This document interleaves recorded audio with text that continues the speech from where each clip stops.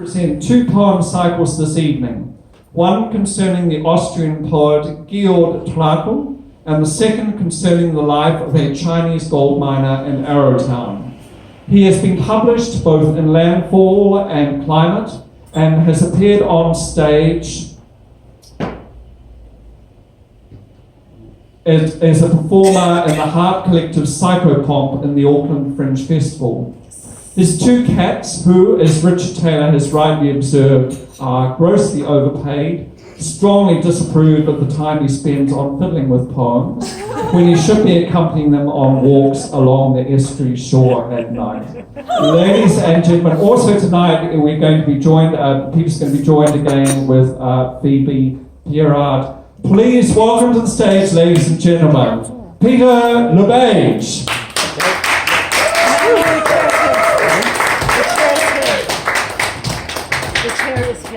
So, good evening, everyone. Good evening.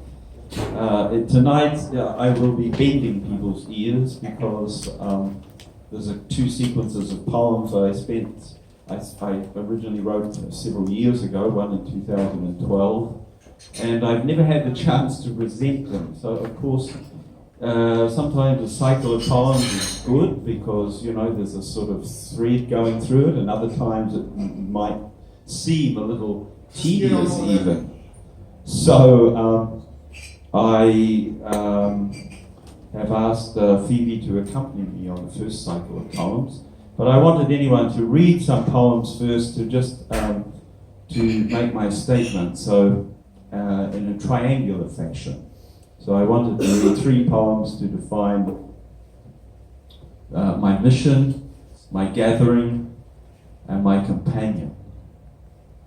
So the first one is called Up Late. Staying up late, for so many things need to be said. The day will not admit, nor spare you a sheaf of hours to thresh and say. For so many things need to be said. The town to be replaced by a fade of broken tears, the loves unbought to be paid for, the prayers of wax to be consoled in hands of flame. So many things at the tip of the tongue that will not let you sleep until final sleep come, and still they will be said into the face of dawn and deep. Thank you. So the second one is concerning my gathering, the moment of my being gathered in. One day I shall leave all this, the kitchen and the rivers, the room of the heart, with its bright rain, earthquakes, sky of a sun under blue. One day I shall be lost amongst the rains, the cold from the clouds, shall be broken through with the wind, like a sheet of newspaper driven onto a winter branch, a dry blown leaf under the shoe of evening, breaking into the stories of its childhood in final telling, apart. A wave, come to its shore, gone down out between the grains of glass and sand, pulled back into the leaving tide. A new moon, with its spill of dusk, touching on the westerly hedge, sinking down amongst twig, leaf and nest. A word put away years, a grammar out of date, used in an old room where the poems had walking sticks, sipped tea from clanking cups. I could go on in the style of curtains, glass panes, looking out to a field of frost all night, yet desist. One day I shall leave all this, the kitchen and the rivers. And,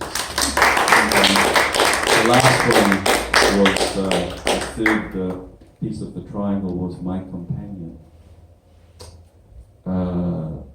Fong Yin Bei Mei. Rain Pearl Girl.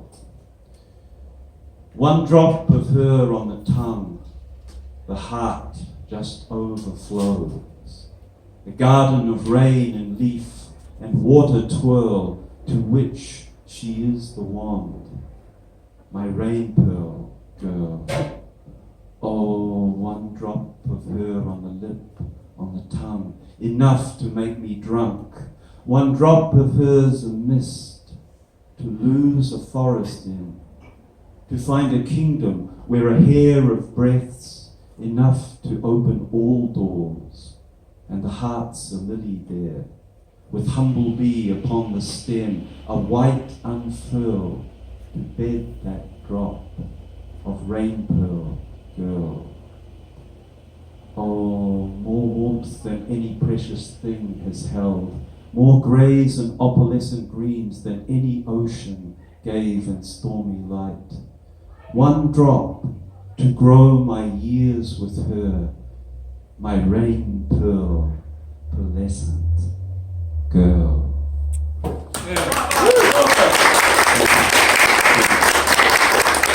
So now I'm going to read out three pieces to introduce the figure of Georg Trakl, the Austrian poet.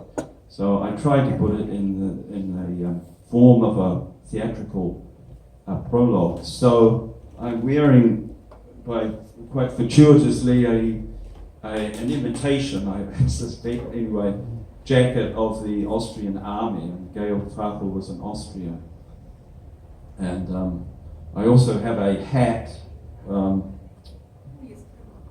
Yep. So here we are. Nine. Yeah. So, and it's without insignia, much like the photo I saw of the Trakl. So anyway, this prologue is called Ich war Georg Trakl. I was Georg Trakl. And I will also read his last known poem, Glodek. I'll read my translation and also the original. Ich war Georg Trakl. Born 1867, Salzburg, Austria, where I lived till 21, quitting the gymnasium for something better, those powders and crystals and glass, working in a pharmacy where I learnt much of mental colour and intoxication in what was bottled on the shelves, the morphine, the cocaine, nights writing my plays that swam in melancholy of the age, and poems. In 1908, I moved to Vienna to qualify in the pharmaceutic arts, whose products I loved well, and met that boisterous crowd, the artists, unafraid of what the soul exhaled, unbound in their expression, while round them true hell gaped in pomp and trenches that were being dug in mind and soon mud between the peoples of Europe. These friends helped my poems into print, to see the fading light of those days, and barely certified in the alchemical come chemical arts. I was drafted into uniform, serving for a year, yet released back into the shadows of an ordinary life, and its concerns like a garden growing rank. I enlisted, assigned to the hospital at Innsbruck, where evenings in the salons I would greet the bold, the avant-garde, the men and women done with the art of a world soon to come to bits. The editor of Der Brenner, that journal where they were gathered in word and sketch, would put my poems beside theirs, and with his help I was published, that one book, Poems, Gedichte. And he found me too a patron in Ludwig Wittgenstein, philosopher, who saw to it that my pockets would be lined with silver, enough to write the days instead of fruitless labouring. Yet war had fallen to our lot in such numbers as we never dreamed, It was at Grodek, Ukraine, November 1940, where the Russians had crushed our hopes and sapling men, when I was charged with the care of some 90 cases of agony, the wounded bodies and minds truncated in the dark of what they had seen, had been done to them. My fears, my loathing overcame me. I swung the revolver barrel up to my head to shoot.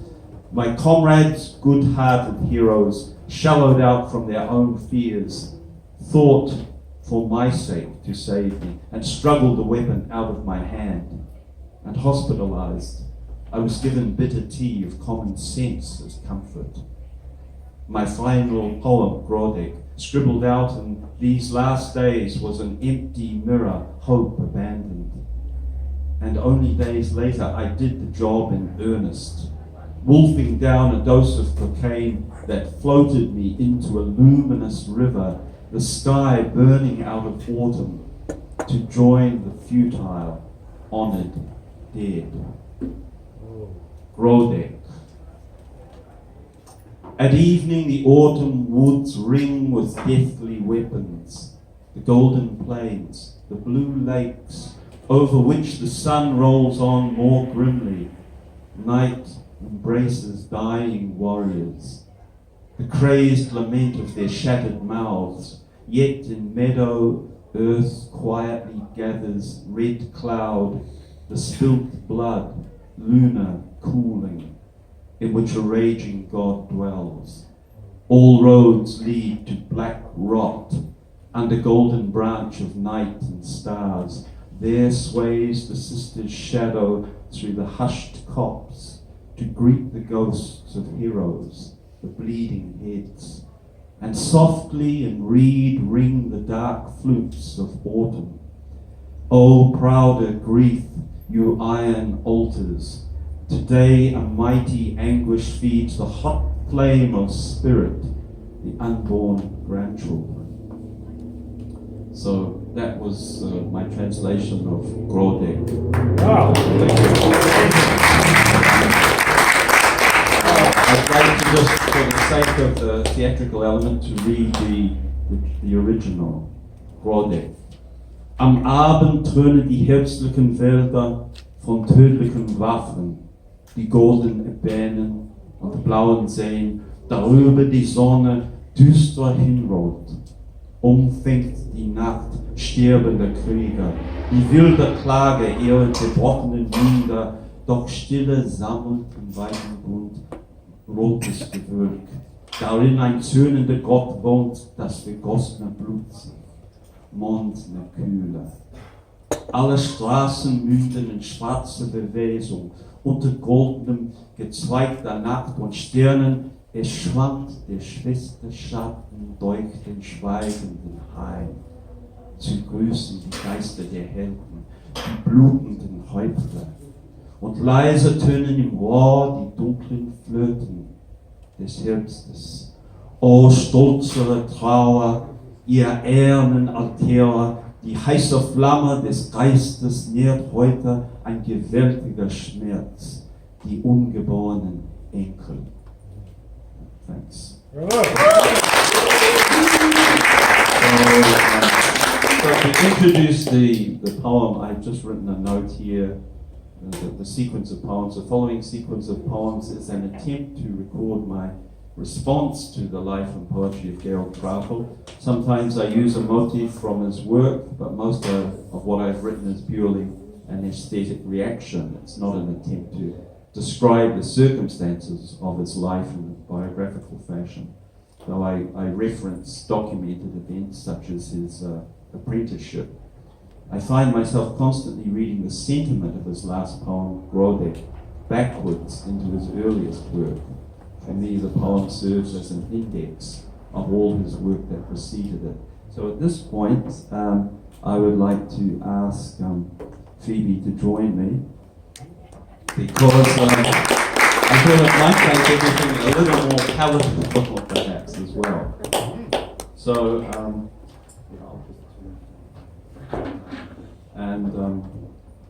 so now I'm taking my own voyage, and I hope to take you with me into the person and the vision of Georg Trakl. So, perhaps you'd like to say something about the music? Oh yes, so this piece of music was written for my father, who's also a cellist. So it was by Andrew Trakl, and it's called The Flying Diamonds. It was inspired by a desert and the hallucinations of being in the heat. Palette. Always the war. Bread and evening. The shouting hung on wire, cut stone and logs of darkness. Iron worn to a blade in the mouth, bread that was to be made flesh. Stars on the cusp of Vesper, told simple in stable straw, always war, bread and evening. Throne. Nothing commonplace in the late sigh of afternoon, the sun enameling everything royally in its place, where none may sit. The sky blue enough to raise up oceans of hill and land, the shut latch of woods on the ridge. The young conscript to his senses, with flute of glass and morphine note, moving the words of touch across a paper on his knee, writing on into the part where the moon tips out on the crest of earth, massive over hollows, beauty gutted across the page. World. The word ringing large as the bell of the sky. A tree in sunlight, a cloud on the wind lifting and riding. Most you caught the arc of shadows, the curtains that kept the table in dust, the still light, the crust round on the tablecloth, as if nothing had been until was said. Edge. On the edge of things, the rim of the cup, cloud on the ridge, you found rest there, the wanderer, endlessly returning to the brightness laid before you, to be touched in the frame of word. You took an arrow out over your shoulder, drew until the sky bent back. The arrow in flight was its arrival. Wherever you spoke, the flag struck on the wind, and the wind broke. You hunted in the gentlest of forests. Theatre. There was theatre and theatre.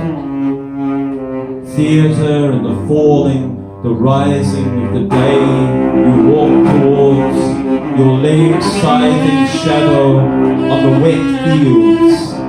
Theatre in the braid and uniforms, the silk waltzes, the salute, bringing the foot to rest on the young man's face down in mud, eyes milky with yesterday's dying, the body shrunk in khaki, the barbs of that wire raveling up the dead, the broken piece of evening, theatre of the crow.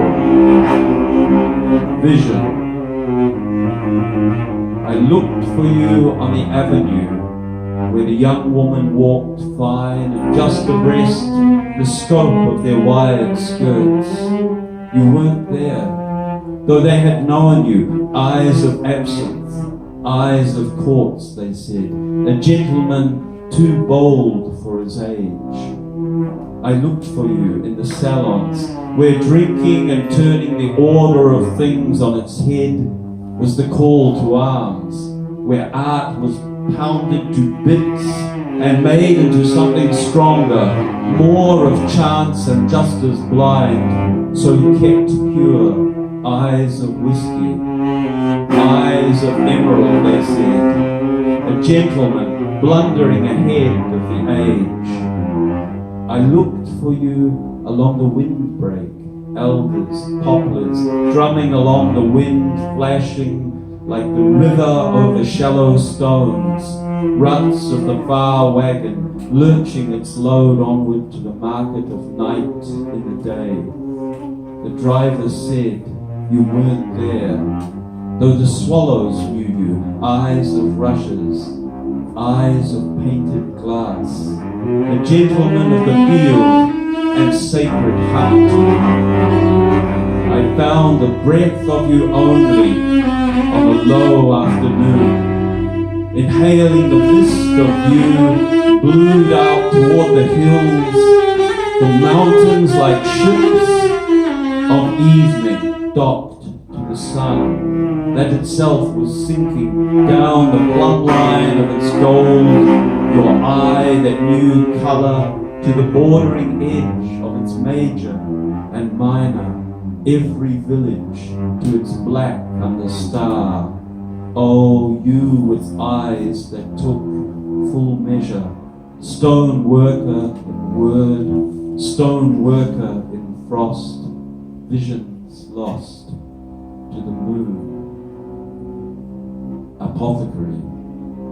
Served your apprenticeship at the apothecary of the White Angel, mixing, grinding in the mortar of your skull, the quartz light on the wall behind the bottles, the clumsy shadows of this side of the street cast on the other, the smell of a cat out the back, the bell at the front door ringing curt, that poor thing again, paleness and gauze, tubercular even, a kiss on the back of her hand would draw all the blood out of it.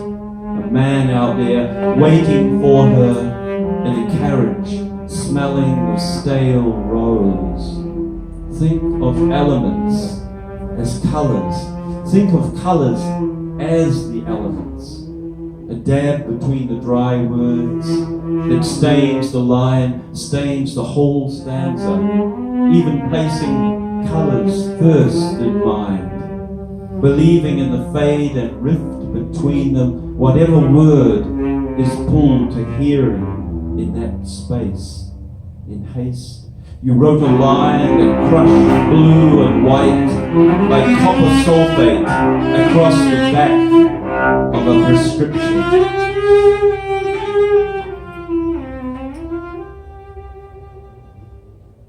Sister, when we're young, you were the only place I could talk. We would walk in common things, that shadow of a fallen trunk, skirting round the sound of a stream, a garden that never ended of thoughts. You came again around me in that city, stuffed with its own emptiness. You filled it, avenue on avenue, ran drunken through it, your stockings fallen to the ankle, the skin of our weak lineage bare. Fall the blood, the nail into wood, the silver onto water. Fall, low gold to leaf, the sleeve to touch the whispers of us on the path. Fall, the hand to hand, the heart to breast, the hope to cruel desire. Forgotten. Were we forgotten? In that stillness the moon weighed upon through the town, those streets by day we played brilliantly through. Were we forgotten, left to the plots of garden, trailing autumn through the lanes like brown paper tied to string? The cat would chase and tear, the town swept up in season. Were we forgotten in what we saw, what we felt, the depth of it floating off on first light? were we forgot? Thank you. Thank you very much.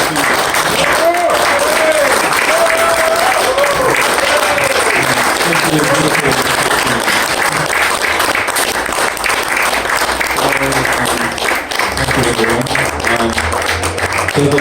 So the second of these poem cycle, I actually tried to find a Arrowtown player to accompany me. Arrowtown is a 2-string Chinese instrument, but I thought perhaps, I'll just go with my voice at this point.